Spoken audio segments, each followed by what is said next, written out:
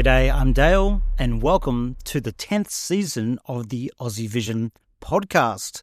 That's right, we started back in 2017 for the main contest. We didn't do the national finals back then, and it was a lot smaller than it is now. At the time, Mike was the co-host with myself, and although he's not co-hosting these days, he is still regularly appearing on the podcast, and he will be on later today to talk about what Australia needs to do in Eurovision, and also we start the series of him judging some of the favourite songs of national finals that are coming up. And we'll be looking at Albania today on that one. Now, it's been a interesting off-season. There's been a lot going on. And with a big meeting, the EBU General Assembly this week, I did speak to Craig from the Eurovision team about what we can expect and what's been happening in the last couple of months to build up to that and where we think the contest may be going.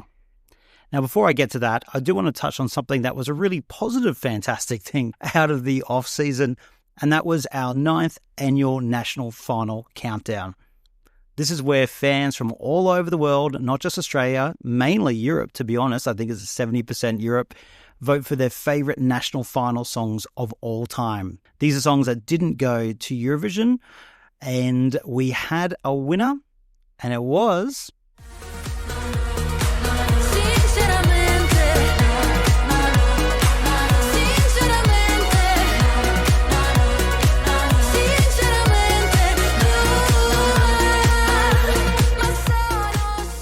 That's right, it was Annalisa for the second straight year in a row with Sinceramente. Now, unfortunately, Annalisa will not be competing in Sanremo this year. We had the artist out just the other day.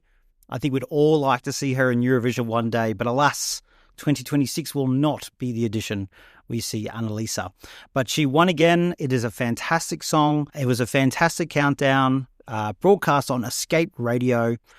And we had record votes, record engagement. It was fantastic. So thanks for everyone for taking part and the Eurovision team for making it all happen. Right, well, let's move on to today's show. And as I mentioned, we're going to talk about all things coming up this week. It's an historic time for the Eurovision Song Contest. Where are things going to go? And I spoke to Craig about it all. All right, Craig, back on the podcast for season 2026. It's come around pretty quickly. It has. We've been in suspended animation for a couple months, but I, like Dracula, have just woken up out of my coffin. And I'm feeling pretty good. I'm excited. How are you feeling? Mixed emotions, because let's face it, it's been a pretty crazy off season. I think this has been the most action-packed, maybe not for good reasons. The last few months, there's been a lot going on, hasn't there? There has, but also I think something I've always been, because obviously some of the stuff that's happened in the off season has been stuff that's been running in the background for a couple of years. But one thing I've always been saying to people, particularly sort of the once a years who wake up in May and sort of pay attention, is that this stuff happens in the off season. Like, you're not going to get countries kicked out. You're not going to get big discussions about the direction of the contest like 2 days before the grand final. You get it happening in August when no one's watching. Exactly. And look, it's good that in one way that we're in a week coming up that we're going to get to talk about, we're going to get some finality and to a point, well, maybe not complete finality, but we're probably going to at least know what are we playing with, because at the moment it's kind of been in a state of limbo. And when I say that, I'm talking about the Israel situation. We can't avoid it. It's been very much the whole commentary since pretty much the grand final night when Israel almost won. And since then, we've seen a lot of murmurings from a lot of countries about the state of the contest, whether they'll compete again. What's your take on this? He's been the kind of usual suspects here with kind of 5 countries, isn't there? Yeah, like none of the actual countries who've been sort of, taking a stand, making their position clear are necessarily surprising, in the sense that, the Spanish, the Slovenians, the Irish have been really vocal, both in the Eurovision sense, like it's not, but also just more broadly politically. Anyone who's even paying slight attention to what's going on in Europe right now will know that like Spain in particular has been really vocal on the situation in Gaza. So it's not necessarily surprising to see who's been the broadcasters that have been speaking up. I think what has surprised me is particularly around September, October, it really did feel like things were going to happen. Like, there's people talk about, there's that meme online, nothing ever happens, nothing ever happens. But for a moment, it did really feel like something was going to happen, don't you think, Dale? Yeah, it was looking very likely, and it really echoes what was happening outside of Eurovision, because I think people kind of sometimes forget that, Eurovision doesn't live in isolation, and where things end up happening, it echoes public opinion. This is why Russia got kicked out so quickly. We know public opinion is very split on this, but I think we saw that the pressure got so much like across the world of what was happening in Gaza, that coming up to September area, the pressure was so much that the countries felt very much like, yes, we can really go for this now. It looks likely we can make something happen. And that's when the EBU did the call for, like, okay, we're going to have a vote in early November, when if it happened in June, July, it could have passed to kind of kick Israel out. But it was originally meant to be November, and it was looking pretty big there in September, wasn't it, Craig? Like, it was pretty, like, it was almost going to happen at any moment, you felt. I really, yeah. I never expected to be in that position, because I was like, I think I'd resigned myself to the fact that, nothing ever happens, nothing ever happens. But for a moment there, I was talking to, some of the other members of the team, Haley, Emma, and we were like, oh, like, maybe something's finally going to happen. But as you say, these things don't happen in a bubble. A week's a very long time in geopolitics, I think it's fair to say. And just, it's been a bit of a roller coaster, because obviously, you've had big events happening, and, let's be real, far more important events happening in Gaza, in the States, in Israel. Those events have just been sort of playing away in our weird little Eurovision bubble. So, like, there's been an interesting interplay, at the risk of making it sound like Eurovision is more important than it is, which is not what I'm saying. But you saw sort of a number of cultural organizations, I think FIFA or UEFA or something, was also having similar discussions at the same time. And I feel like that all contributed to a sense of public pressure on the Israeli state, etc., which has, that's been part of the whole narrative of what's been happening in the last couple of months. The Trump deal, the sort of changes in Gaza, etc., have been part of a two-way dialogue between sort of culture, politics, the economy, etc. So it's all sort of messy and connected. Yeah, exactly. I mean, this is it, right? I think, we're just kind of probably looking at this point of going, okay, where does the Eurovision Song Contest fit into the analysis of what's going on? Because we're not going to be having a podcast on the Gaza situation for anyone listening. That's not what this podcast is.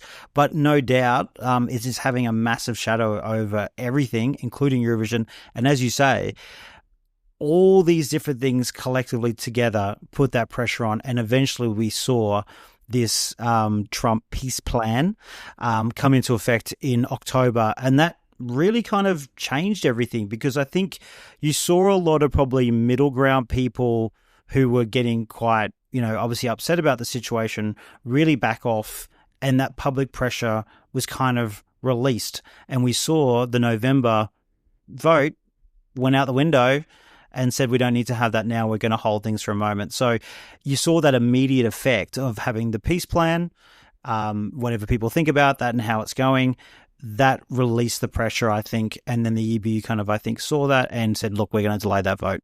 And I think it's important to remember that what we're watching is, and obviously we're not really watching it because all of this is happening behind closed doors, is ultimately a negotiation between members of a broadcasting union.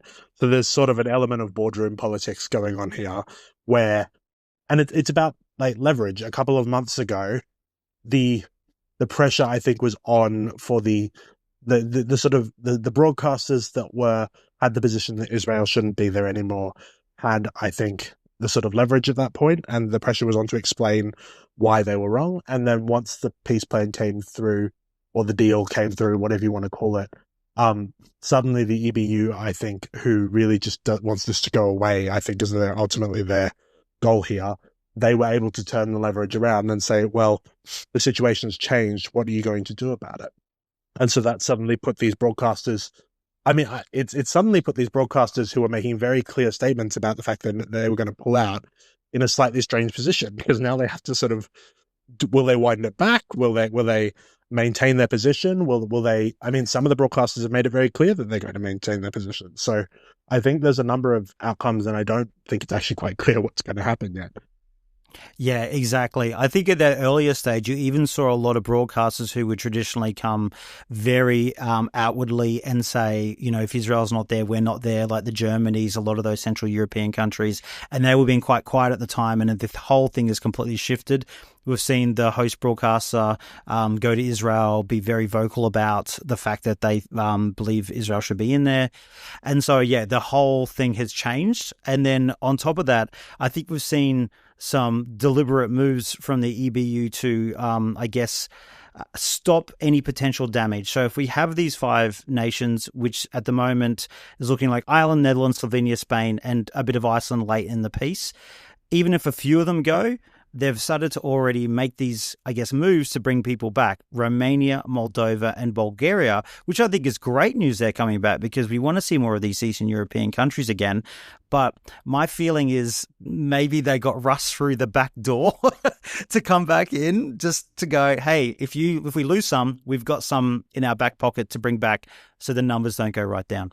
It's difficult to avoid that conclusion. I think there's probably something to that. But also, you know, let's also sort of give the charitable view here, which is that there has been a lot of pressure on the EBU to try and get these Eastern European countries invested. I think Moldova pulling out last year was a real sort of watershed for people because people love Moldova and they love what they bring. And so the fact that you had a country which everyone knows, you know, financially doesn't have the same firepower behind them as like a Spain or a Netherlands, etc., suddenly felt like they couldn't actually ramp up the resources to participate. I think that was something that really got people a little bit up in arms. And so, yeah, yes, okay, is there probably a bit of negotiating to make sure that they can get 35 countries there in Vienna? Yes. But also, it's good to see that the EBU is open to like trying to make things easy for, you know, your Bulgarias, your Romanias, your Moldovas to come back to the competition, because I think they've been much missed. I totally agree. It's starting to be kind of feel like a Western European song contest, and with us, and we're very, very West. And then it's been very nice to see them back. So I'm all for it. I think it's absolutely fantastic. On a kind of a bigger, interesting more move, we've seen the whole thing around a potential Canada debut and a potential Kazakhstan debut. That may not be next year. It could be. There's budget for Canada. There doesn't seem to be money for Kazakhstan.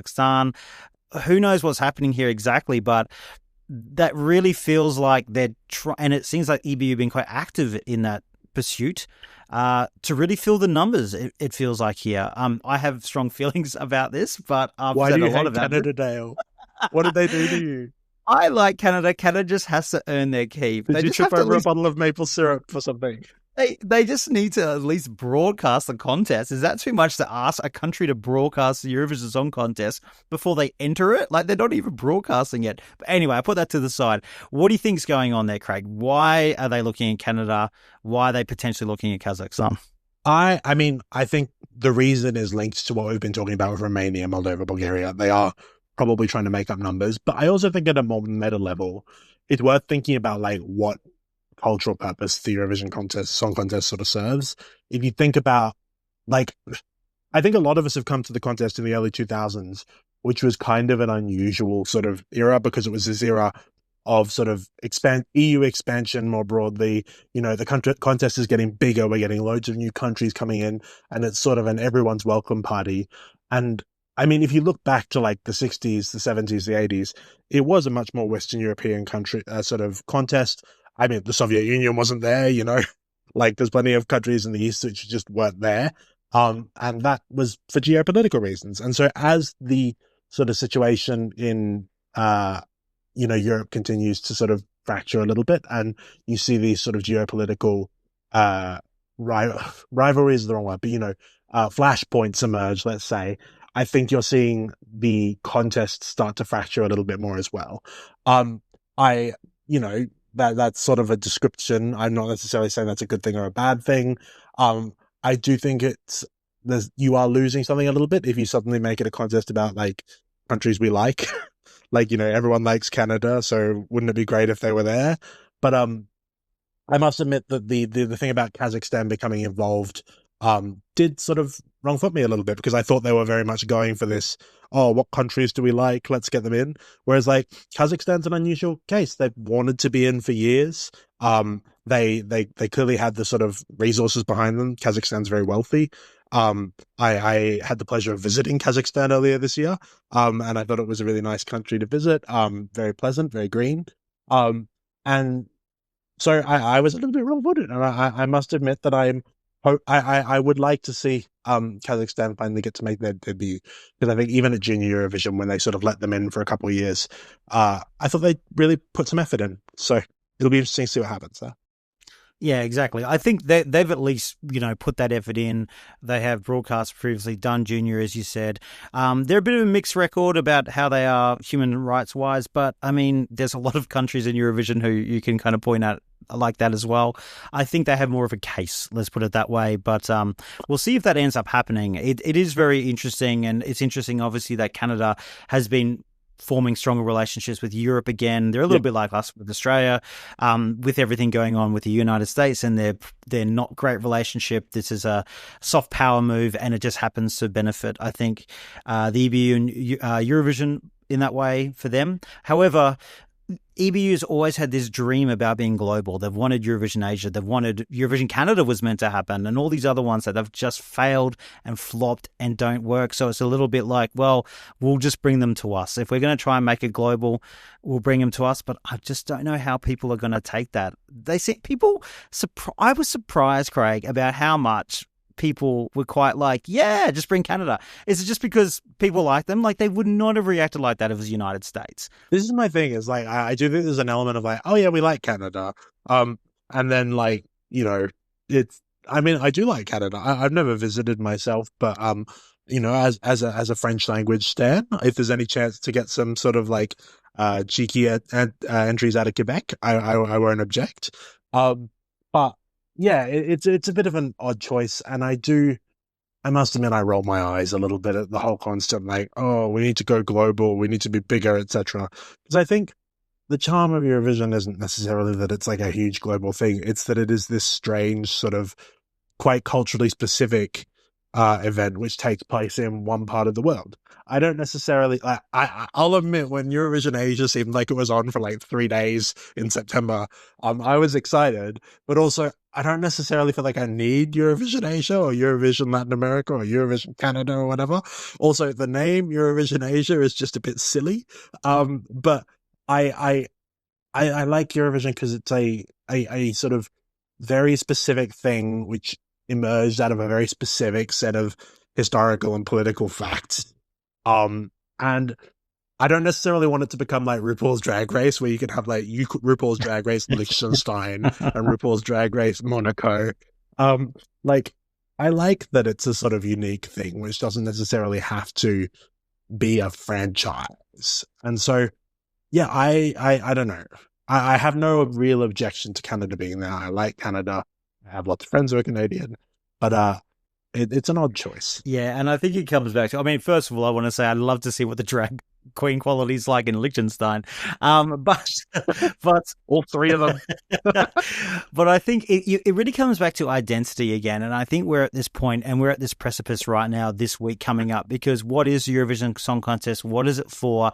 And people have varying degrees, and it's really split fans of the contest. It's obviously splitting broadcasters and the organisers behind the scenes as well, and that comes up to this big week that's happening. And before the week happened, we saw a range of rule updates get announced, a week or so ago now. It's been a long time. And we've seen a few different statements out from those countries we've mentioned. Some have been a little bit like, okay, we'll wait and see, which are kind of the islands. Well, Iceland's like, hey, we're going to recommend that maybe Israel shouldn't maybe be in there. Like, they're not sounding super strong, Iceland, while your likes of Spain and Slovenia sound a lot stronger, and the Dutch are a little bit sitting on the fence. So things are very up in the air. I think the EBU have at least listened to the concerns of broadcasters, and not just those 5, about things like juries in the semi-finals, the amount of votes people can have. So there has been some response there, and one part that's, I think, a really good part, but it also seems like another I guess almost like a move to say, well, okay, we've given you what you wanted, and now there's a peace plan in Gaza, so why are you still boycotting? So they're in an interesting space at the moment ahead of the General Assembly this week where things are going to be discussed. Yeah, 100%. It's like what I was talking about before with like leverage, you know? This is the negotiation. And currently, I think the EBU feels like so, I've described this before as like sometimes there's a benefit in just making an offer. And I think what the EBU has now done is it has made an offer. And by making the offer, they can now say, the ball's in your court, boys. And it sort of sits with those broadcasters. If you were going to push me to say, who do I think will be there next year? Who do I think won't? I think the Icelandic broadcaster will be there. I think Spain probably won't be. I don't think Slovenia will be there. And then Ireland. I don't think Ireland will be there either. I think the Netherlands might be back. But it's, as I say, the ball is very much now in the individual broadcasters' court. And I think the EBU probably feels like they've gotten some sort of like a bit of heat off them for a little bit, at least until this discussion in December. So, yeah, there's a lot that's unclear, but I suspect if you were sitting in EBU headquarters right now, they're probably a bit happier than they were, 5 months ago. Oh yeah, totally. I would say so too. And I pretty much agree bang on here. I think this week there'll be a lot of discussion. I don't think there'll be a vote. And even if there was a vote, I think a vote to boycott will be roundly defeated if there was to be one. I don't think there will be one. But I do think at the end of the week, you probably see almost immediately Spain and Slovenia say they won't because they pretty much said that already publicly. Yeah. Something massive would have to change, and I just don't see what that would be. Ireland's been a little bit. I'm erring with you that Ireland probably won't be there, but I don't know if they'll say it immediately. But I think we'll know pretty soon. And I would put it on maybe 70-80% that they won't be there. Iceland, I think, will be there. I think they're just talking a bit of a game, and I don't think they're actually going to do anything. They only pass it in their board by 5-4. And the Netherlands, I find the hardest to read on this whole situation. I really don't know where they stand, but if I had to kind of put money on it, I'd bet just that they will go, but it'll be close. Yeah, it's Mike. I agree with you. Yeah. No, I agree. I think that's probably right. The Icelandic people always feel a little bit like they're poking their head up above ground for like a couple seconds to be like, and then they sort of go away. So I think they probably will be back. But I think the other thing I'd say is that like there was real talk 6 months ago, I think, of like, is this going to fracture the contest? Is it going to be a permanent sort of like split? I think even the countries that you will see pull out now, I think it will probably be an open question as to whether it's just a 1 year thing. And like, I wouldn't necessarily be surprised to see sort of Spain or Slovenia, even if they take a year off, maybe, or even 2 years or something like that. I think they will probably see them eventually again. I don't necessarily feel like it doesn't feel quite as existential as it did a few months ago. I don't know if you disagree. Yeah, no, I mean, I think we're going to see like similar numbers as we had. Like we're saying there that we're going to lose 3, maybe, and we're going to get 3 back. So I think we're going to be looking at 37, and hey, it ends up being 35. It's enough. At one stage, it's like, is this going to be? Are we going to have enough countries for semi-finals? And I think it's just looking like it's going to be, but with an overshadow of everything, maybe in a bit of a Malmo way. But we'll see how it pans out. And I don't know about how long they'll be out for. I think the biggest loss here is that obviously they're all big losses. Spain, I think massively, viewing numbers, the money they bring in, the interest they bring in, the fans they bring in.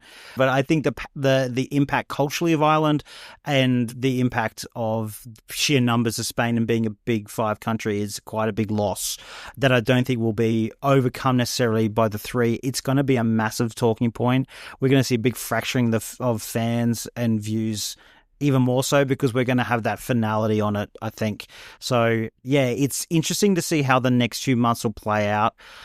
Whether people will just go into national final season or we're going to lose a lot of people. I know there's a lot of creators who are Irish that we know, whether they're going to be covering it and all that kind of stuff. So I really feel for them. But it's a shame it's come to all this, but I think it's coming to a head, and I think we've got some rough waves ahead in the next month or so. I agree. I think it's going to be a difficult year. I really am struggling to read it, though. I think there's going to be a lot of anxiety come grand final night. I really do think that the results this year are going to be Frank, if we see a similar result to what we saw this year, I think that's going to be a real sort of issue, because that will feel like, how the hell do we fix this? Because now the EBU, at the end of last year, people were like, we want these rule changes, we want to have a new sort of structure for it, and then that's going to fix everything. And there seemed to be real faith that these rule changes will fix things.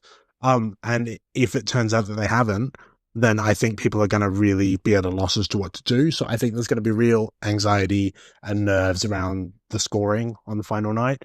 As for the season itself, I'm finding it really hard to tell, to be honest. It could be a really sort of, intense, emotional season for people. Or perhaps it will be that once once they rip off the Band-Aid, once the countries that pull out are going to pull out, once the countries that are back, it will sort of be like, at least there's a little bit of closure for a bit. And so you could almost, I think the alternative to it perhaps being a really intense season is that perhaps it will be a little bit more settled, because at least people know, that sometimes even if you don't like the outcome, just having some closure and having some certainty can help. So we'll see. Exactly. I think, we said at the start of this, it's been a bit like limbo. And it'd be just nice just to have that, okay, we know what we're playing with. People can make their decisions at that point. And I mean, for me, I love this contest so much that, I am going to go through it, whether it withers and dies in the next 6 months, which I don't think it will, or it is a small few steps to recovery, because let's say the last couple of years has been pretty tough for the contest, for fans, and I see a way out. I think it'll take a few years till we get there again, but this could be the way to go back up. Unless, of course, I think if we do see an Israel win, regardless what everybody thinks about Israel, it's just going to have such ramifications on the contest or something like that to happen, then that could be the burning down in flames and the contest will never be the same again. So I guess we'll wait and see. But I'm feeling optimistic. I kind of agree with you. I think we're going to have a bit of a weird December, and then maybe into January, February, things will start to turn around. Yeah, I've found the last 2 years really hard. I think this is probably, I've been watching this contest for like 15 years or something. And this is the first time in the last couple of years where I really was like, do I want to keep doing this? And so, yeah, it's been difficult to maintain the momentum, but I am really tentatively perhaps feeling just slightly like maybe the dip has happened. Maybe we've bottomed out, and that maybe we can start climbing back up again. So we'll have to wait and see. But I think that's really the market here. Wait and see. Exactly. And look, I'm going to record that little bit that you've just said there, and we're going to play it back later in the season, at the end of the season, and go, we were right. We was on the way. Or go, oh, how naive we were. And the whole thing died. So we'll wait and see how it all turns out. But look, thank you, Craig, for your analysis as usual. It's been a big few months, a big few years, and we've got a big week ahead. So let's see what happens. Cheers, Dale.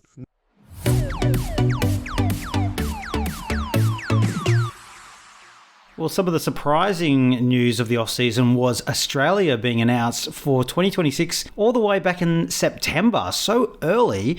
And to talk about it, I've got the wonderful Aussievision co-founder, Michael Jones. Welcome to our podcast.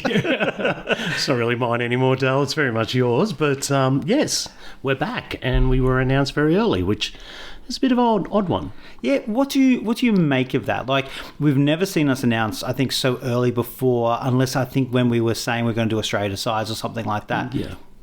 Yeah, when we had certainty, obviously, we didn't have to worry about this sort of thing when we had our national final. Look, obviously, an interesting time when it comes to Eurovision and what's going on behind the scenes in its organisation and politically. Shore up the numbers quickly, I think, was pretty much the mandate from probably coming out of EBU headquarters. And if you've got a willing participant, sign them up straight away. Yeah, indeed. And look, it means that we know we've got certainty, which is great. People can start making plans about going over if they want to or not. We're in a bit of a funny place, I think, Australia right now. We had obviously a very strong 2010s. 2020s, not so much. We've only qualified 2 times from 2 times from 5 contests. We've had 3 NQs, including the 2 years in a row. What's going wrong, and how can we fix this, Michael? What's going wrong? Well, glad you brought me on to do this stuff. Look, it is an interesting time, and I think, obviously SBS, it's an investment for us, and that's a small broadcaster. So we need to get results. So my first thing is KPIs, people. We need to get back in that grand final. Hopefully there's been a bit of soul searching about the last 2 times. Let's be honest, we've missed out in 11th twice, but 11th, 14th, 15th, doesn't matter, you're still not going to the finals. So probably a good time for Australia to have this time to maybe bed in and make sure we've got a quality product. Well, I think also we're going to have a bit of a potential boost because we've generally done better in the jury than we have in the public vote. Juries are coming back to the semi-finals, just like we said from the very get-go. We were not fans of that, and it's exactly turned out how we expected. That's going to work in Australia's favour. Do we lean that way to assure ourselves of a grand final? What kind of artist or what kind of thing do you want to see come through from us? Okay, so look, I'll go back to the juries thing. Definitely a positive for us. Whenever we see Australia, juries tend to do like us. Having said that, you've still got to have quality product. Now, the last 2 that didn't qualify, I'm going to say were actually, I think, very good songs. And perhaps a jury there we might have seen ourselves qualify quite easily. But unfortunately, both of them kind of had their what's the word I'm looking for? Elements that were lacking. So unfortunately, we didn't get there. Look, how do we get back? What do we do? I mean, there's 3 things that make a quality, good entry, and that is a quality song, a good vocal performance, and an artist that has authenticity, or a band or an artist or whatever. We won our semi-final in the first time we didn't have a jury when we went with Voyager, because we had a fully formed concept, we had a fully authentic act with a quality song and a quality performance. Unfortunately, the last 2, I have to say, they've lacked in at least 1 or 2 of those elements. So, just get back to basics. Just be good. I think, as you say, I think we could have scraped in maybe with jury for the last 2. I don't think we would have done it comfortably. And the thing is, I have to say, for both those songs, and particularly for the last one, it was liked across the board. It actually, both those last 2 entries got more votes from countries than the ones that qualified ahead of it. We just weren't loved by anybody. Everyone said, oh, that's good. And people have high expectations of Australia. We want to be there. You want to come along to our party. You bring the quality. And when you look back at what we were doing in the 2010s, and I'm not taking anything away, for example, of the effort at Gojo, because the effort was massive, right? But there were a couple of elements missing there. As you say, you can do all the promo tour you want to, but if you don't get the fundamentals right, it's just not going to work. Yeah, look, I'm not really here to pick over the bones of the last 2. I cannot fault, and this is the first thing I've written, I could not fault the effort and the pre-work for the contest that went in from Gojo. All right? But unfortunately, did we end up on stage with a product that carried us to the grand final? Well, the fact is no. We had this massive milkshake thing. We had a performance that worked half the performance. And also I just thought, yes, I get it, we were going for fun and we were going for over the top, but were we selling authenticity, or were we selling this kind of weird character thing? And I just think it fell flat a little in the end. Again, I think that whenever we go through it, and I think we went it through during the time in, where was I? Basel. There was not like one major issue. No. It was the death of 1,000 cuts. 100%. And we're always kind of going uphill a little bit as Australia in a public vote. So now we have this situation. Like, do you want to see us do mainstream safe pop? The time we NQ'd last time, we sent a Sheldon Riley who could sing a song, maybe with not the most inspirational song, but it got us to the grand final, got us 15th. Are we happy with that, or do we still want to take a risk to try and go much higher? Yeah, look, I think where's music at? Where's popular music in Europe at? Let's try and reflect that. I think that very clinical, clean pop that we were very successful with Dami and everything, 10 years ago, it's kind of gone. Maybe it hasn't, though. We still have these artists Sweden. like Sabrina Carpenter, etc. They're doing pure pop. Pop is back. So why, explore that. But I do, and I'll keep going back to this, there is this gold mine of independent music here in Australia, represented, we always say, by the Triple J crowd or whatever. There's some gems in there. Like, where are we mining these gems, or are we just waiting for them to get to the surface and then we can do the easy bit and scoop them up, I know, it's almost like we need a national final, Michael. Gosh, who would have thought? Yeah, and I think that's the thing. I think we're going to always kind of struggle a little bit until we have that national final again. I think... I don't know. I just don't know what they're going to do. I mean, the only thing that has sprung to mind that could happen is, I'm not having a guess at this, but Dami has 6 months kind of free in her calendar at the moment of between tours and her next tour. It's 10 years since then. Do you think they may go back to the safe hands of a vocalist? Or do you think maybe like... not many people come back who get a second place or something like that, come back and do better again. 100%. And it's very hard to reproduce what you did. Not that she can't sing, she's amazing, right? 100%. And a wonderful artist, and she would do a great job. I think it's the burden of history. For the sake of Australia and for the sake of Dami Im, if it's not going to be as good as Sound of Silence or be relevant or look like anything that's going to be in the top 5, get away from it.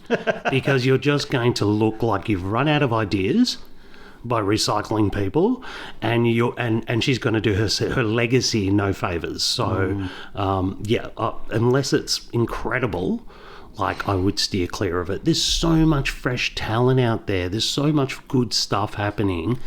Why can't we? I don't know. Are we stuck in our ways, Dale? I don't know. I really have no idea which direction they're going to go in. And we have a lot of, it could be anything. Take a chance with Gojo. It was all about let's do fun. Yep. And we've never really done fun before. Yep. And it just missed, So I feel a bit for them there. And there was a lot of effort and a lot of money went into that. So, look, I'm not saying we're completely off the mark, but at the same token, we've got a really good chance here with juries to bring the quality, make sure, and can I say this, just make sure the person's got a vocal ability to really grab your attention.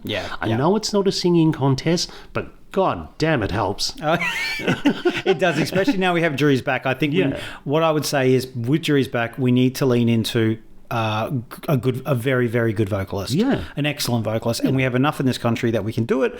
And I want proven vocalists who can perform. Exactly. But you never know. Celia Capsis came out of nowhere, right?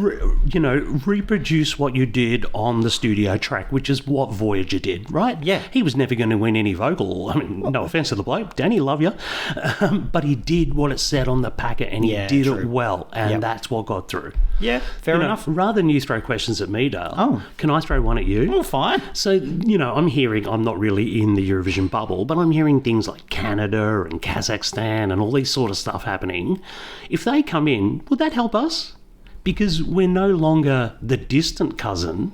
We're like, Australia, we're like the close cousin then. You know what I mean? Or could we be seen as part of a pack of destroying interlopers? First Australia and then the rest of them. What's with all these people? I don't know. But we've got runs on the board. People were like, it's Australia. I don't know. It could go either way, I think. And I mean, one part, maybe we'll get some votes from Canada. Maybe. We need some allies. We'll take anyone at this point. I'll just remind everyone that Dale doesn't want Canada in the competition. So. I do want Canada in once they've earned their keep. They have to at least broadcast the contest. 2050 Canada. No, here we come. I would even do it in at least 1 year of broadcasting it, sending a commentary team, get across it, and then I'd be more than happy to have them the following year. But the fact you haven't even broadcast it yet, how dare they just think they can just rock up? Anyway, I can trigger you again. Okay, so look. Ultimately, we're at a point that we don't really have any ideas. Yeah. Look, I just think, and obviously the people that look after our entry are not mugs, and not making the grand final 2 years in a row is stinging, and it's, again, KPIs. We want eyes on we pay money to be there. So I'd suggest they're taking it very seriously, and the jury's coming back, I think, will be a big factor on what we might send. Yeah, indeed. All right, well, we'll see how it all turns out. I mean, generally we always have to wait till about February, so we'll see what happens. Normally, from the last 3 years, they have selected someone in the December period. So right now there's likely about 4 or 5 artists being sounded out, and I'm sure they'll get the nod by December into early Jan and be working on that for Feb release, which is our general kind of thing. So I don't know, watch the space, have a look who's following who on social and and who's doing things and who's not traveling. But there's a few people we can rule that immediately. Casey Donovan, for example, is touring. Vanessa Amorosi is touring. Delta Goodrum has a show just beforehand as well. So some of these names that come up a lot and have been a lot of people's favourites, they are not going to be doing it because their tour dates just clash. It's a tricky one, I think. I think you want a safe pair of hands, but you don't want to be boring. So try and find that balance somehow. Are you referring to Casey Donovan? No. Or Delta Goodrum? Are you calling Delta Goodrum boring? No, I don't have anyone in mind, Dale. I'm just saying, like I said, quality, good vocal ability, but surprise us at the same time. It's not an easy brief.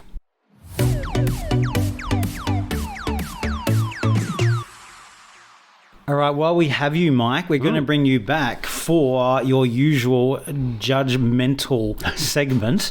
We'll never get a name. We've had Judge Jones thrown around the place. But anyway, this is where you hear a song for the first time and you give your thoughts on it, and it's generally one that the fans are talking about. Now, the Albanian songs for Festival Kungus came out today. So I've only had today to sound out what the fans are doing. And these two songs are the ones that have jumped up to the top of my Eurovision scoreboard and on Eurovision World with the star rating quite above everybody else. Whether that will be the case by the time we get to FiK. Exactly. But we're going to talk about these two now. All right, well, let's play the first one. And it is Alice with None.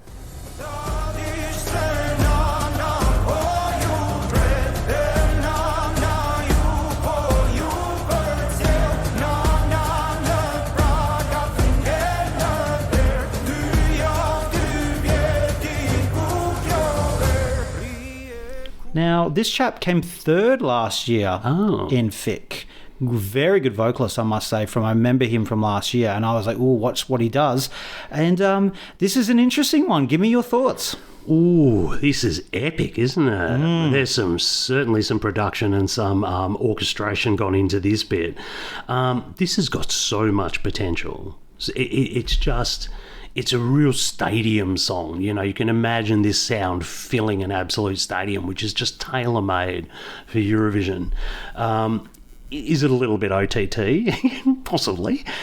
Interesting that you said he's a really good vocalist, because even though you have these massive orchestral parts and these epic parts, you've also got to fill the others.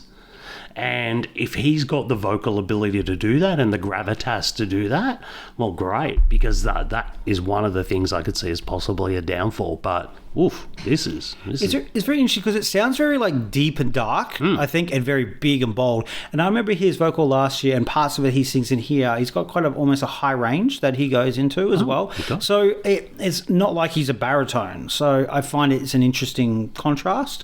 It is epic. It feels like a big, bold performance that could be really good on the stage of FiK with the orchestra.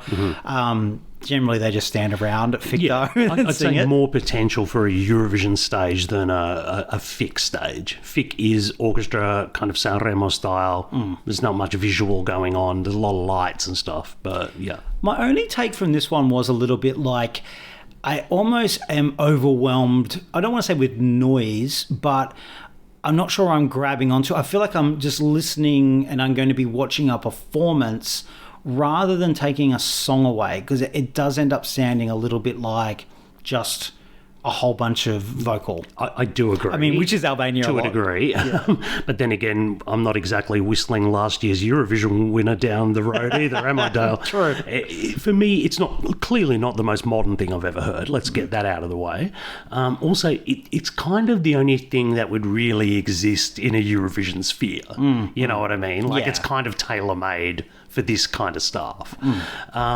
For me, it's all about staging and how they give this a narrative. I don't know what the lyrics are about. I don't know what the song is about. So therefore, if you can bring this epicness and take me on a journey, wow, I could be completely and utterly won over by this. Completely. Because it is very, very good. I was going to say, you're kind of analysing like an entry like we usually do. I'd be really interested in about, like, what do you personally think? Is this something that you go, I really enjoy this? I wouldn't be listening to it on the bus to work. No, put it that way. But it's not my kind of music. Yeah.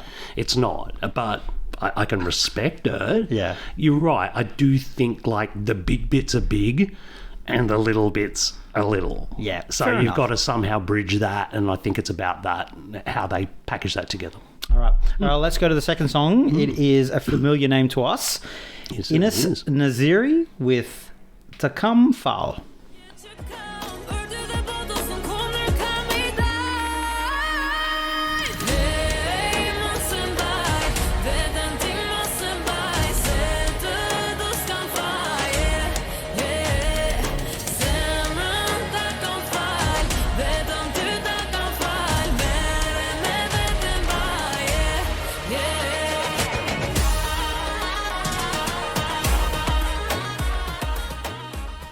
Now, Michael, this is the 10th season of our podcast, and I want to take you back to our second season. The first season doesn't really count because it was just a couple of weeks in 2017 Eurovision. But 2018, our second season, the contest of that year, we did the full national final season for the first time. And the first national final we covered was Albania, and Ines Naziri was competing in it with a very different song. She's back again. She is indeed. Now, this feels very different for her. What I thought, anyway. What are your thoughts on this? Yeah, well, it's interesting because obviously from our experience, it's been ballads, big, well-sung, epic, fantastic ballads. So I was really looking forward to hearing what she was going to produce this year because I'd heard she was in it. Little Balkan pop song, yeah, okay. She does a good job of it. There's nothing wrong with this. I think it's a very nice pop song. I think it's very good.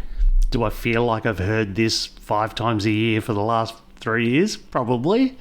But yeah, so expectation meets reality. I'm a little disappointed. Fair enough, because I guess if you've got that mind of ballad, I mean, her outside of Fik, she does do a lot more modern stuff, which is great. And you can see, like, I mean, she looks very different now as well.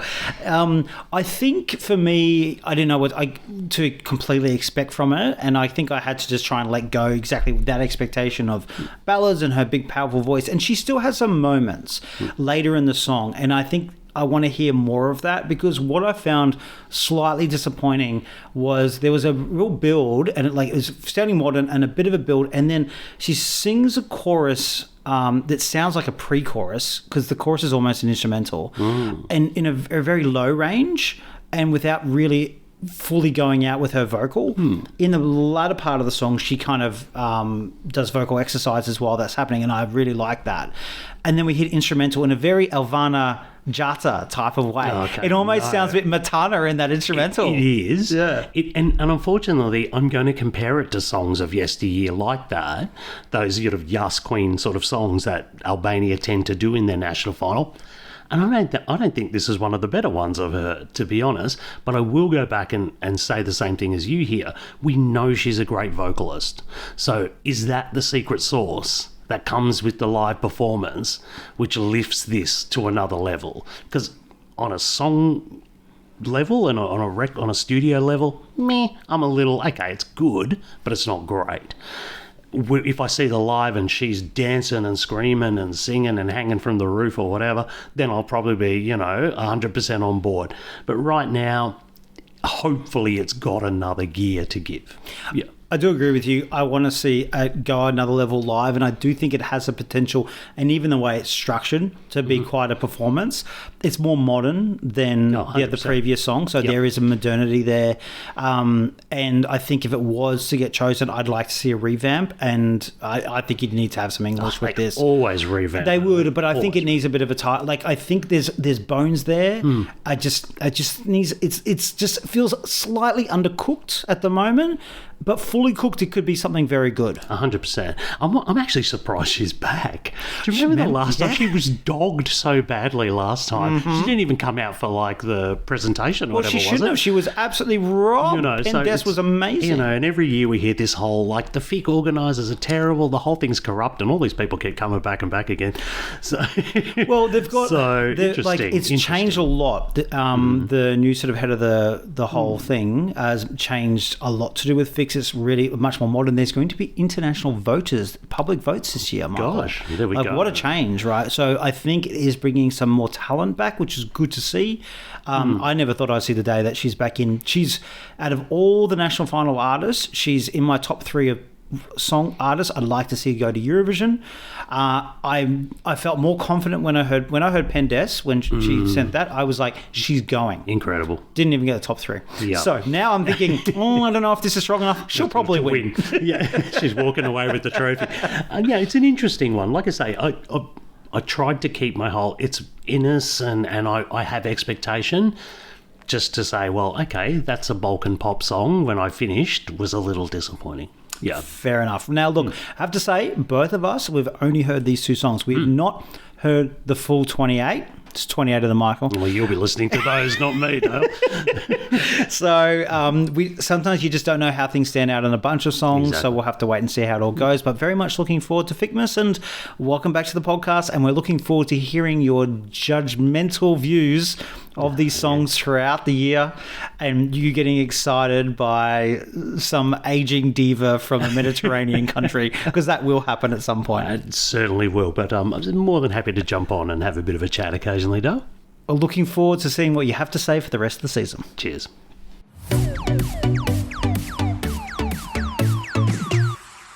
Well, that's it, folks, for this week. Thanks for joining us for the first episode of the season. Yes, there was a bit of heavy stuff there, but look, it is going to be a historic week.